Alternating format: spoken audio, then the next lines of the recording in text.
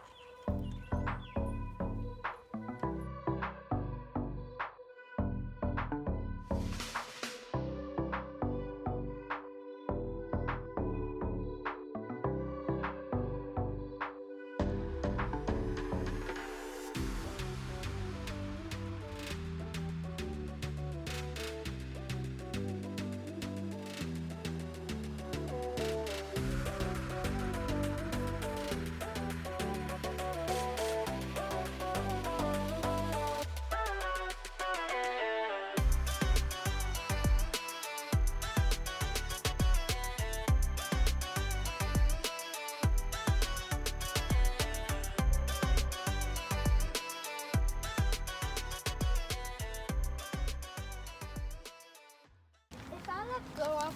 If I step off of this, will the whole thing go flying at Daddy? Probably.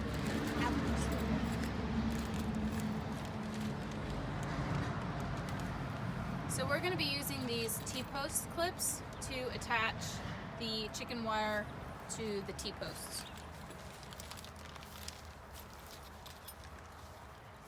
They look like this.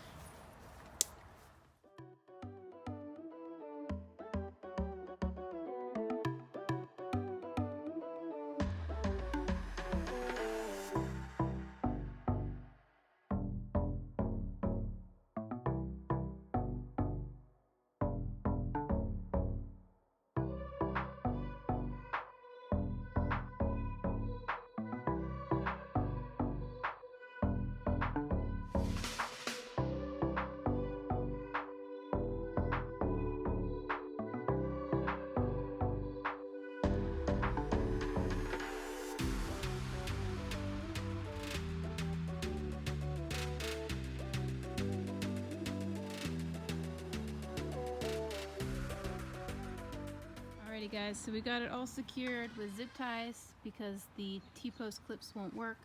So we did a zip tie up top, in the middle, and down at the bottom, and we did it all the way down.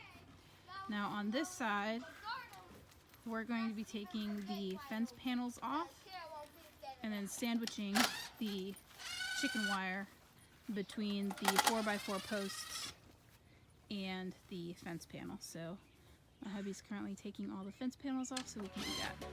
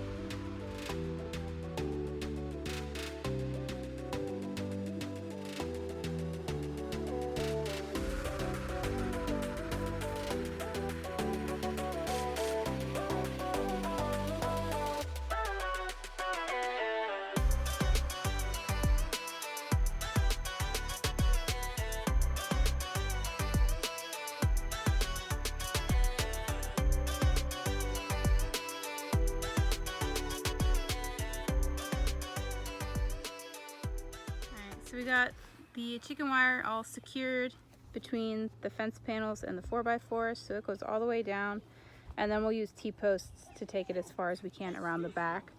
But now we have like this excess flimsy part. We didn't get long enough T-posts. So if you're doing 5-foot fencing, make sure you get 6-foot T-posts. We're going to use some garden stakes to secure this little flimsy part in between the T-posts.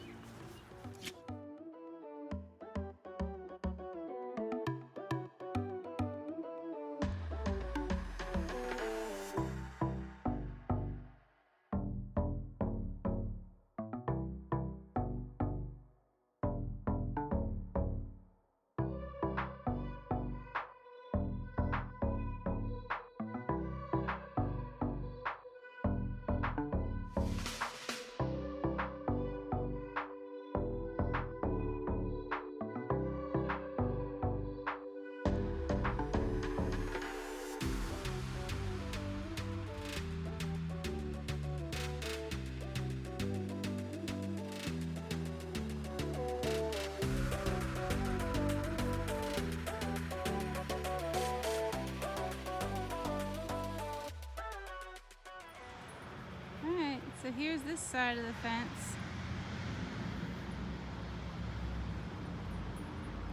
It's all been secured with zip ties